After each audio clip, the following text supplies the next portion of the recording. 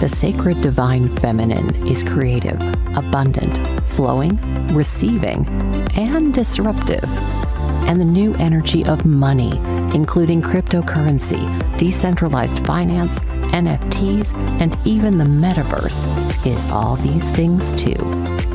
Welcome to the Goddess of Crypto, a weekly show where women who are already in this powerful space will cover these topics simply, so you can relax into knowing that the future of finance is female. Hello and welcome back to another episode of Goddess of Crypto, my fourth one on scams. Fun times. Why do I keep having these episodes about crypto scams?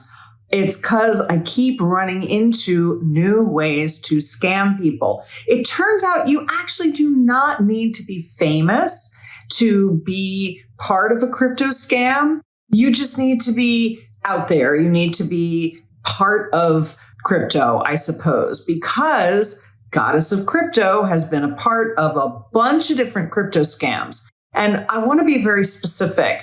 It doesn't actually have anything to do with me or the show. It's more like because I'm out there, because I'm promoting, people are seeing my picture, people are seeing the material, and then that stuff is being cloned.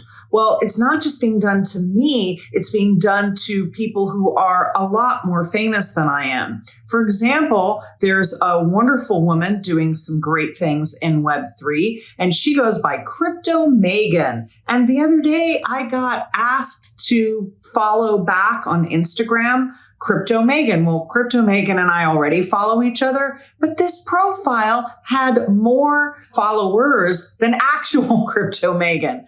So at least I think that was the one that was like that. There was one that was like that. It's crazy. This happens all the time. People, if you spend any amount of time on social media, you're getting spoofed more than once. You're getting spoofed over and over again. If you have a real presence, you're being spoofed over and over and over again.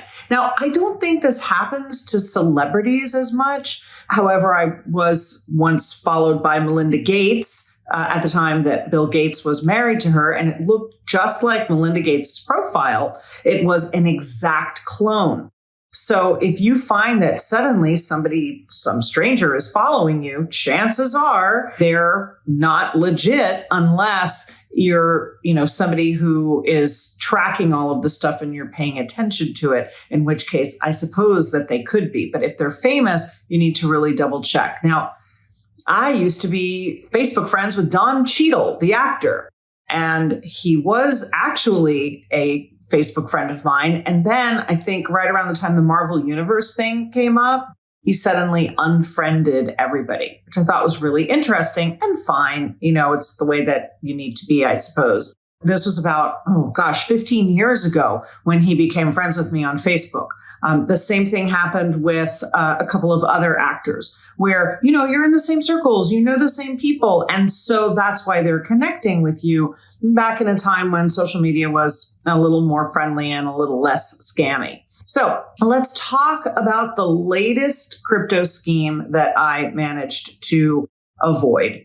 The other day, I get an email from my website. Now, you can actually, if you don't have my email address, you don't have my contact info, instead of getting in touch with me on social, you can actually fill out a form on my website that says, I'll get back in touch with you. And I actually see and interact with all of these forms. Now, half the time, they're just solicitations for, I can do your SEO. But this one kind of struck me as a little bit strange. It was from a particular person. They had included their phone number and it said, please get in touch with me right away. You're being used as a scam on, wait for it, Match.com. And I'm like, what? Because I'm not on any dating sites. I'm this month celebrating 10 years with my girlfriend. So I'm definitely not on any dating sites. No profiles have ever existed of me there. So I'm not going to call the guy because he's probably just scamming me, right? He tells me he has done a reverse lookup using the picture that he has of my face and that's how he's found me and gotten in touch with me. Okay. So I'm just getting ready to blow it off. And all of a sudden I think reverse lookup. Well, two can play at that game. And I reverse look up his phone number, which matches his name. And now I'm like, uh-oh, this is a real person. This isn't a scammer. So I texted him and he called me back in 5 minutes. Nice guy, trying to find love on Match. That is what, that's like a good thing. We should be applauding people looking for love in the world. He said he got suspicious because I, supposedly the I that is not me, was super duper lovey-dovey-dovey. However, I was not Hallie Evelyn. My name was Connie Hilton. And Connie Hilton's profile had just been taken down by Match.com because somebody else had reported her as a scammer. First, he gets all these love letters. Then he gets a message saying, I have seen you online on your camera. I have installed spyware and you have been pleasuring yourself with porn. And I'm blackmailing you. Send me $150 in crypto right away. Here's my Bitcoin wallet address. Well, I've actually gotten one of those emails. And I got it totally separately from any kind of a scam, just some random person like putting a spam email in my inbox that said, I've caught you. Actually, it literally said, I caught you masturbating to porn. And I'm like, you did not. Did you like it? Was it enjoyable for you? Never mind. Anyway.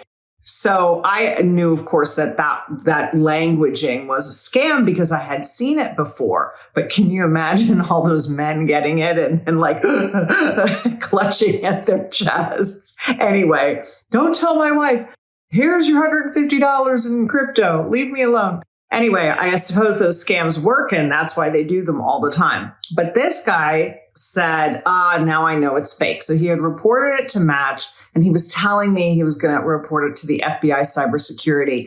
And I said, go right ahead. But I got to tell you this must have been 20 years ago, back when I was in real estate. Somebody, I belonged to a small bank and on a Friday afternoon, somebody had gotten somehow my password to my bank account as part of a breach and had used a cloned card from my Visa debit and had gone into Target and bought $200 gift cards. And then the next day, so this was like Friday after 5, and then on Saturday or Sunday, they came in and exchanged those gift cards for gifts or purchases. And then they had walked out. And because the fact that the bank didn't do any updating, again, remember, this is 20 years ago, the bank did no updating between midnight on Friday and midnight on Sunday, they got away with the whole thing. Well, I reported that at the time. And they said, literally, there's nothing we can do. You are responsible for $50 worth. Sorry that happened to you. That's it. That's your liability with the bank. And we will pay for everything else. And the bank actually reimbursed me the $50. And that was it. They said, we can't help. We are too backed up to help. Well, I don't think the FBI cybersecurity division is less backed up now. I think they're more backed up because of all of the scams going on. So let's talk about what you can do to protect yourself from this crap. I mean, basically, somebody had just seen my public profile on Facebook, taken pictures of me from that public profile, which I keep public because I've got thousands of followers. I'm interested in growing my network and I'm an open book. I don't have anything to hide. So even if it had been private, fairly private, there's a ton of information on me online. I've always chosen to keep my profiles open. So they've taken my picture and they've basically just spoofed everything else. Now, this last week, I did my usual monthly scan of Facebook. I was a grocery store and there was a page that duplicated my personal page this time. Sometimes it's my business page and said that I was a grocery store. Hallie Evelyn grocery store. This is not off too far, actually. Hallie my first name and Halle Berry's first name, we were both apparently named after the Halle brothers in Cleveland, which was a famous department store. So I suppose that would be possible. So I was a grocery store. And then there was a second page where it said I was an entrepreneur. Now I have tried, my team has tried to take all of the categories and take them for ourselves. I've been a rock band, I've been a pharmacy, I've been a bunch of other stuff. But it's really hard because you might think, oh, Halle Evelyn blog, yeah, let's take that. But I'm not thinking Halle Evelyn grocery store. And you cannot really probably take all of the categories that Facebook has.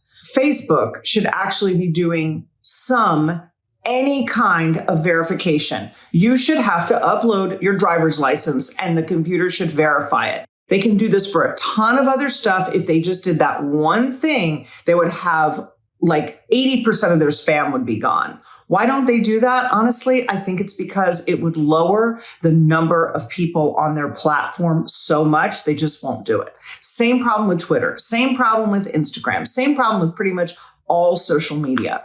So one thing that you can do is to write and complain. Just send messages, send letters out, post on social media, and say, we need a verification process for all of these socials. Look at me. If you're watching on YouTube, I'm bouncing in my seat right now because I'm so agitated by this. Anyway, that would be one thing that we could do to protect really all of ourselves as a society. The second thing that you can do is much more like individual. When you see something that's wrong, catch it and report it. When you see that you're getting a friend request from somebody who's already your friend, no, they did not rando start another profile. They are being spoofed. And that's not, their profile has been hacked. It has nothing to do with that. It's just a duplicate profile. I can go in and say, my name is Carol Johnson. There are already thousands, if hundreds, probably thousands of Carol Johnsons on Facebook. So what's one more? And they're not paying attention or doing any AI verification yet, that I'm sure is coming at some point, to make sure that you're not the same Carol Johnson who already has an account. So there's really no verification going. So if you get a post from a friend or a friend request from somebody who's already your friend, it's a duplicate account. And when you report it, you can say they're pretending to be a friend. Now, I did an episode a couple of episodes ago about a scammer who was acting as my friend is not the right word, but my acquaintance, Janice, in LA, who was somebody that I actually knew years ago from my church. And this woman was saying that she was a crypto trader. And because I am not Facebook friends with Janice, I had to wait until somebody got in touch with me and said that Janice was scamming people and had tagged her and 100 other people in a post. And I said, please, are you friends with the actual Janice? Please report this. And she said, yes, I will do that. So that was the first time that happened. And I'm hoping that that account has since been taken down. The other day, however, the person who spoofed me then took 40 approximately of my friends, tagged them one at a time in a post on their page saying that they had been given Bitcoin in a giveaway that I had done and that they should get in touch with this link. Well, of course, that link is a scam. The minute that you give your wallet address to receive the Bitcoin, you would have been scammed out of your Bitcoin. Now, I'm pretty sure they picked 40 people who don't have any Bitcoin and don't have a Bitcoin wallet. If they did pick some of the women that I know or men that I know who have Bitcoin, they are usually pretty savvy to those kinds of scams, but not everybody is. So it's really important that we're policing the situation ourselves because ain't nobody else out there doing it, which is very annoying at this time. I have gotten all of the scams that I just mentioned, except the one with Janice, since the last time I did a scam episode. So all of this stuff is new. And it's frustrating that it happens over and over again.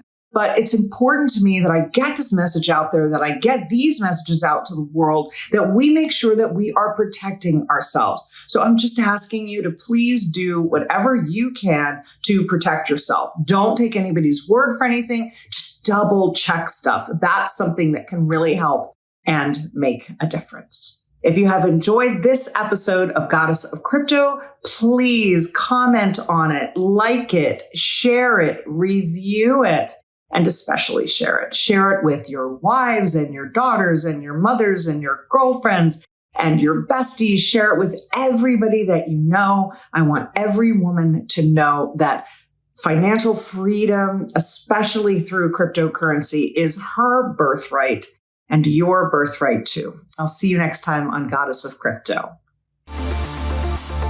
Every week, transformational wealth coach Hallie Evelyn leads a conversation that helps to ensure that women everywhere can learn to surf the coming tsunami of the new energy of money.